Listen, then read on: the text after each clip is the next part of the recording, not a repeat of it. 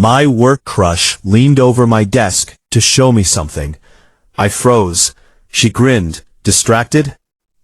The first time my work crush leaned over my desk, I completely forgot what I was doing. I had been staring at the same spreadsheet for nearly 5 minutes when Emma walked over and placed one hand on the edge of my desk. "Look at this." She leaned over my laptop and pointed at something on the screen. I looked at the screen, then at her, then back at the screen. My brain stopped working. Emma noticed immediately. She slowly turned her head toward me, smiled, and whispered, "Distracted?" I swallowed. "No." She raised an eyebrow. That was the fastest lie I've heard all week. Then she laughed and walked away. I sat there, staring at my laptop, completely embarrassed. The worst part was that Emma wasn't just some random coworker. She was the woman I'd secretly had a crush on for almost a year. She was smart, confident, funny, and somehow managed to make even the most boring Monday morning feel interesting. And apparently, I was terrible at hiding how much I liked her. My friend Daniel sat across from me and shook his head. "Man, you're finished." "What?" "You didn't even blink." I was concentrating. On her? On the spreadsheet. Daniel looked at my screen. "You've been looking at the same cell for 5 minutes. I closed the laptop. "Please go away." He laughed. "Just tell her." "Tell her what?" "That you like her." I shook my head. "It's not that simple." "Why?" "Because we work together."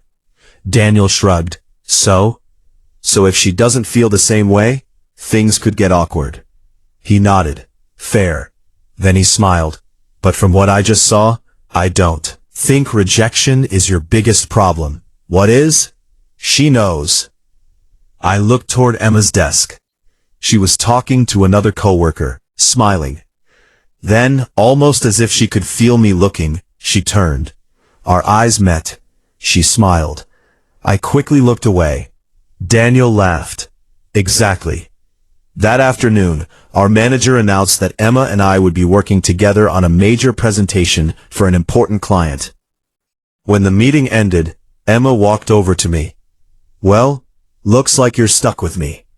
I think I can survive." She smiled. "Because I'm difficult." "I've noticed." She stared at me. Was that an insult? No. Good answer. We started working together the next morning. At first, everything was completely professional. We discussed slides, numbers, deadlines, and presentation ideas. But after a few days, something changed. We started talking about things that had nothing to do with work. I learned that Emma loved old movies.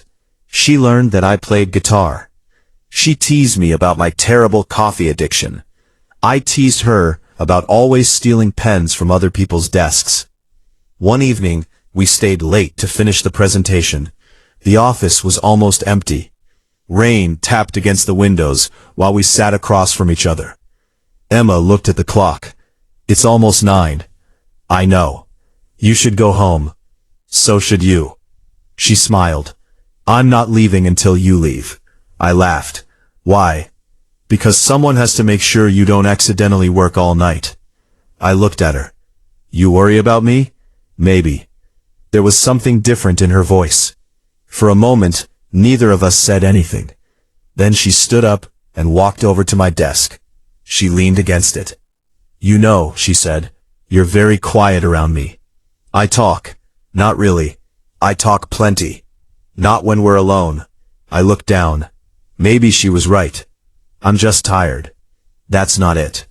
I looked back at her. "What is it?" She held my gaze for a moment. "I don't know." Then she smiled and walked away. That night, I couldn't stop thinking about the conversation. Maybe Daniel was right. Maybe Emma had noticed everything. The next morning, she placed a coffee on my desk. "Your usual." I looked at her. "You remembered?"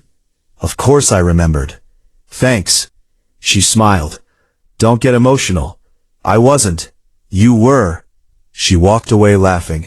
I smiled to myself. For the next 2 weeks, We became inseparable. We worked together, we ate lunch together, sometimes we'd stay late, just talking. And every time Emma came close, my heart reacted like I was 16 again. Then came the day of the presentation. We walked into the conference room together. I was nervous. Emma noticed. "You'll be fine." "How do you know?" "Because you're good at this. You sound confident." "I am." She smiled. "And if you forget something, I'll cover you." The presentation went better than expected. When it ended, our manager congratulated us.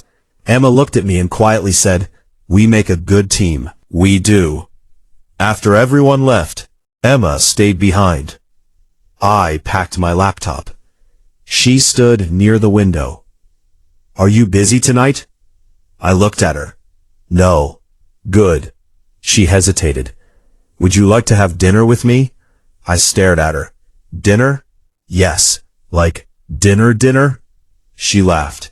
"Yes. Food. Restaurant. Table. Plates." I smiled. "Okay." She shook her head. "You're adorable when you're nervous." "I am not nervous." "You absolutely are." That evening we met at a small restaurant near the office.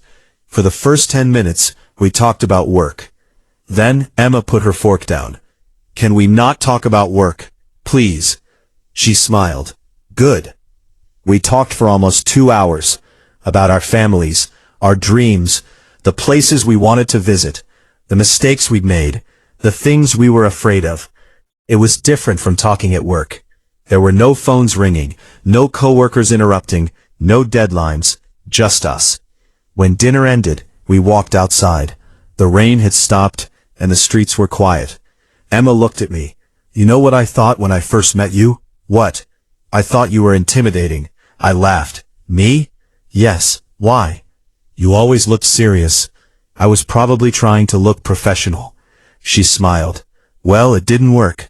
"What do you mean?" "You're actually one of the sweetest people I've met."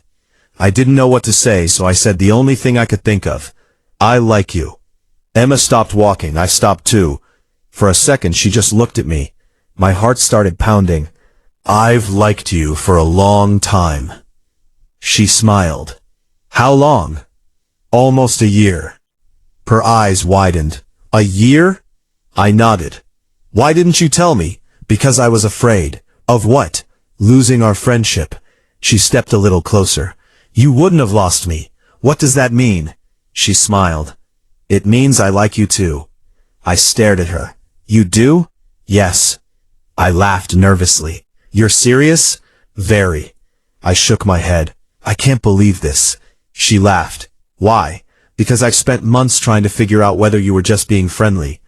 I was. My smile disappeared. She laughed. "I'm joking. You're terrible. And you're easily distracted." I smiled. "Only around you." She looked at me for a moment. Then she reached for my hand. Her fingers slipped gently into mine. Neither of us said anything. We just stood there. And somehow, that quiet moment meant more than any dramatic confession could have. The next morning at work, I tried to act completely normal. I walked to my desk, opened my laptop, started working. 5 minutes later, a message appeared on my screen. It was from Emma. "Good morning, distracted." I looked across the office. She was sitting at her desk, pretending to work. I typed back, "Good morning." A second later, another message appeared. "Coffee?" I smiled. "Always." She stood up and walked toward me. As she reached my desk, she leaned over just like she had that first day. She pointed at my screen. "Look." I looked at the screen, then at her. She smiled. "Still distracted?" I nodded. "Completely." She laughed. "Good." Then she quietly added, "Because I am too." And that was the moment I realized something. Sometimes the person you're afraid to confess your feelings to isn't waiting for you to make the first move. Sometimes they're waiting because they're just as scared as you are.